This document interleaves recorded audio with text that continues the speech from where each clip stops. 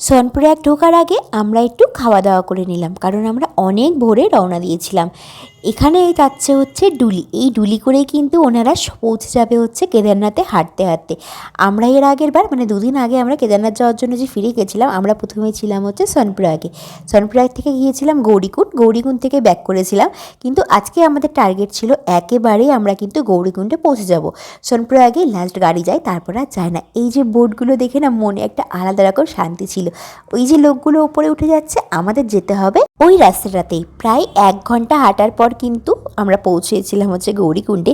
এই রাস্তাটা ছিল ঠিক এই রকম, এতটা খাড়া রাস্তা, ভিডিওতে কতটা বোঝা যাচ্ছে কিনা জানি না, কিন্তু বিভৎস ছিল, খাড়া, আর গরমও লাগছিল প্রচুর। আর এত কষ্ট হচ্ছিল উঠতে, মা তো এরকম করে উঠছিল, মানে এইটুকু রাস্তা দেখে মনে হচ্ছে এটুকু আমাদের প্রায় আধা ঘন্টা 45 মিনিট লেগেছিলো এইটুকু রাস্তা পার হতে। আর যেহেতু আগের দিন ধস নেমেছিল, যার জন্য আমরা ব্যাক করে গেছিলাম বদ্রীনাথে, তারপর আসলাম আমরা আবার কেদারনাথে। কিন্তু যতই কষ্ট হোক না, মনের মধ্যে একটা আলাদা রকম আনন্দ ছিল, প্রত্যেকেরই একটা আলাদাই একটা শক্তি ছিল কিন্তু কেদারনাথ যাওয়ার জন্য। এরপরে আমরা এখান থেকে পেয়ে গেলাম হচ্ছে গাড়ি। সোনপ্রয়াগে একটু পরে হচ্ছে গাড়ি পাওয়া যায় গৌরীকুণ্ড যাওয়ার জন্য, প্রায় 10 মিনিটের মধ্যে তোমাকে নামিয়ে দিবে, কিন্তু তারপর তোমাকে ওই হাঁটতেই হবে। এই হলো সেই জায়গাটা।